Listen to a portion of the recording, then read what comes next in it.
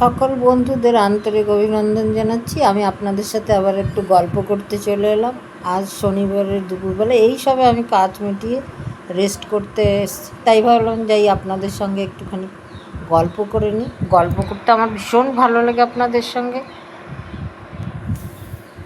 আপনারা নিশ্চয়ই সবাই ভালো আছেন, আমিও ভালো আছি।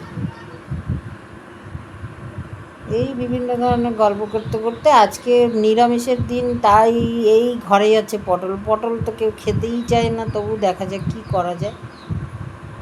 সেই ভেবে আমি একটুখানি ভাবছি কী করব, সেই ভেবেই পটলের আজকে আমি একটা শুকনো কষা করলাম। কষা মানে কি, যেটাকে বলা হয় রসা, একদম খাঁটি পাতি বাংলায়, তাই করলাম। প্রথমে চলুন দেখি কী করে করছি, পরে আপনারা করে নেবেন। এই যে পটল আলু কেটেছি, তারপরে কড়াইয়ে সরষের তেল দিয়ে, ফোড়নটা তো নিরামিষ তরকারিতে একটা মাস্ট। সাদা জিরে ফোড়ন দিয়েছি, দিয়ে এই যে পটলকে ভাজতে দিয়েছি। পটল কিন্তু নিরামিষের হোক যা বা আমিষ তরকারি, পটল ভাজতে হবে খুব, ভেজে এরকম করে, না হলে একটা সুন্দর গন্ধ হবে, না হলে কিন্তু পটল কাঁচা কাঁচা একটা থেকেছে আর খেতে খারাপ লাগে। তারপরে আমি তার মধ্যে আলু দিয়ে দিয়েছি যখন পটলটা এরকম ভাজা হলো।